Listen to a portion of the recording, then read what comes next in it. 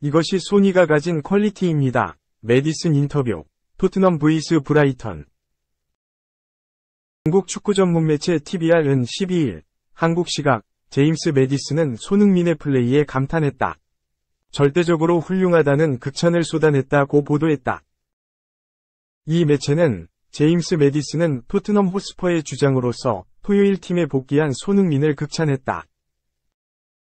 브라이튼은 전반 17분 선제골로 리드를 잡았지만 토트넘은 파페 마타르사르가 후반 추가 시간 동점골을 터뜨렸다. 그리고 96분에 브레넌 존슨이 결승골을 넣는 놀라운 순간이 펼쳐졌다며 손흥민의 절묘한 크로스가 브레넌 존슨의 골로 연결됐다.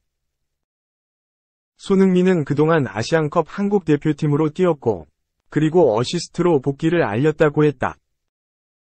메디슨은 현지 매체와의 인터뷰에서 실제 결승골은 정말 멋진 골이었고 빌드업부터 끝까지 정말 좋은 움직임이었다.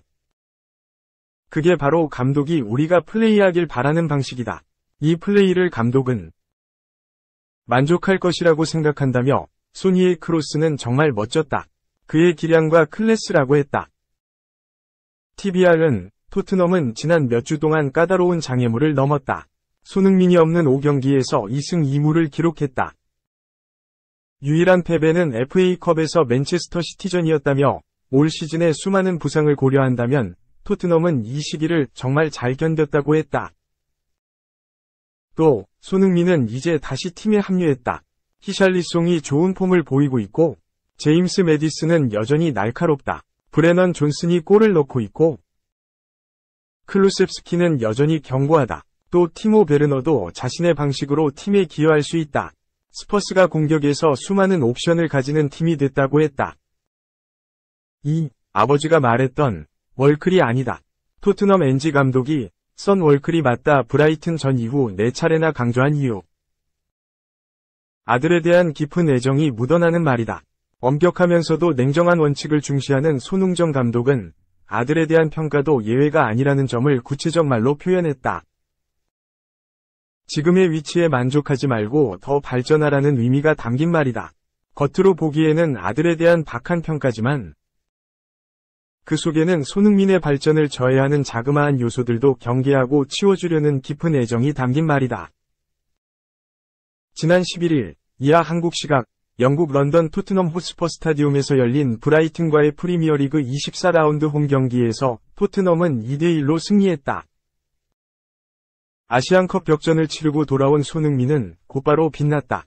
교체로 투입된 손흥민은 후반 추가 시간 질풍같은 드리블에 이은 날카로운 땅볼 크로스로 브레넌 존슨의 결승골을 어시스트했다. 영국 축구 전문 매체 풋볼 런던은 11일 NG 포스테코글루 감독은 소니는 세계 정상급 선수라는 점을 분명히 했다고 보도했다. 포스테코글루 감독은 경기가 끝난 뒤 가진 현지 매체와의 인터뷰에서 브라이튼은 정말 잘하고 있었지만 그들이 지칠 것이라는 것을 알고 있다며 클러치 순간 소니가 드리블 이후 크로스를 올릴 때 분명 세계 정상급 선수였다고 했다. 그는 그가 뛰는 국가가 불리하게 작용할 수 있다. 하지만 그는 세계 정상급 선수라고 생각한다고 재차 강조했다. 아시안컵에서 한국은 부진했다. 손흥민은 고군분투했지만 팀을 정상으로 올려놓지 못했다. 위르겐 클린스만 감독의 무전술과 대책 없는 해조 축구의 손흥민도 어쩔 수 없었다. 즉, 포스테코글루 감독은 한국의 축구 수준이 손흥민의 수준과 현 시점 맞지 않다는 점을 언급하면서 그가 월클이라는 점을 다시 한번 강조한 것이다. 그는 현지 인터뷰를 통해 3차례나 손흥민은 월드클래스라고 했다. 그는 세계에서 가장 힘든 리그인 프리미어리그에서 그의 기록을 보면 그의 골 기여도는 항상 최상급이었다. 아시안컵 공백이 있었지만 그는 올 시즌 리그 최고 공격수 중 한 명이었다. 나는 우리가 그의 공백을 잘 커버했다고 생각한다고 했다. 3. 맨시티 핵심 MF. 이강인과 한솥밥, PSG. 바이아웃 858억 지불 OK. 스페인 매체 피차에스는 12일 이하 한국 시간 실바는 여름 이적 시장에 끊임없이 이적설에 등장했다.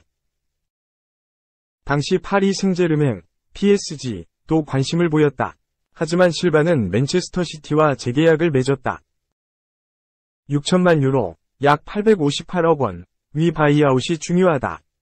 PSG는 실바를 영입하기 위한 재정적 요구에 기꺼이 응할 것이다, 라고 전했다. 지난 시즌 맨시티는 최고의 시즌을 보냈다. 바로 트래블을 달성한 것. 아스널에 248일 동안 선두를 내줬지만 차근차근 따라갔다. 결국 맨시티는 16경기 무패를 기록하며 아스널을 제치고 EPL 우승을 거머쥐었다. 아스널과 이번이 맞대결을 모두 승리한 것이 주요했다. 맨시티의 기세는 멈출 줄 몰랐다. FA컵에서 맨체스터 유나이티드를 2에서 1로 꺾고 우승을 차지했다. 마지막 트래블에 한 조각을 남겨뒀다. 결국 맨시티가 유럽축구연맹, 우에파, 챔피언스리그, UCL, 결승에서 인터밀란에 1에서 0으로 승리하며 EPL 역사상 두 번째 트래블을 기록했다. 실바는 펩 과르디올라 감독 전술의 핵심이었다. 과르디올라 감독은 측면과 하프스페이스 장악을 중요하게 생각했다. 펩 과르디올라 감독의 전술 속에서 실바는 핵심이었다. 부진한 리아드 마레즈를 대신해 측면에서 활약하기도 하고 때론 중원까지 힘을 더했다. 실바는 컵대회 포함 55경기를 출전하며 맨시티의 트래블에 일조했다. 특히 UCL 결승에서 로드리의 결승골을 돕기도 했다. 이번 시즌을 앞두고 실바를 원하는 팀들이 많았다. 바르셀로나, 사우디아라비아의 알힐랄, PSG 등이 관심을 보였다. 하지만 과르디올라 감독은 실바를 보낼 생각이 없었다. 과르디올라 감독은 여기에 오기를 원하지 않는 선수는 원하지 않는다. 그러나 우리는 적절한 제안을 받지 못했다. 그를 원한다면 비행기를 타고 우리를 만나러 올 것이다. 라고 말했다. 결국 실바는 맨시티와 재계약을 체결했다. 맨시티는 구단 홈페이지를 통해 실바는 2026년 여름까지 새로운 계약을 맺었다. 그는 맨시티가 더 많은 역사를 만드는 걸 돕고 싶다며 재계약 소감을 밝혔다고 공식 발표했다. 이번 재계약에는 바이아웃 조항이 삽입돼 있었다. 바이아웃 금액은 6천만 유로이고 이번 여름부터 발동되는 것으로 알려졌다. 바이아웃은 일정 금액을 지불하면 구단과 상관없이 선수의 동의를 얻으면 이적을 성사시킬 수 있다. PSG는 실바를 데려오기 위해 바이아웃을 기꺼이 지불하겠다는 입장이다. 관건은 실바의 마음이다. 4. 제2위 해리케인으로 낙점. 토트넘. 마침내 A급 공격수 영입 결단 내렸다. 토트넘은 이번 시즌 개막 후 해리케인과 이별을 택했다. 트로피를 원한 케인은 토트넘을 떠나 바이에른 뮌헨으로 이적했고 토트넘은 전력에 이탈이 생겼다. 하지만 엔제 포스테코글루 감독은 케인의 공백을 효과적으로 메우고 있다. 포스테코글루 감독은 손흥민을 중앙으로 기용하기 시작했고 손흥민은 리그 12골로 절정의 기량을 자랑했다.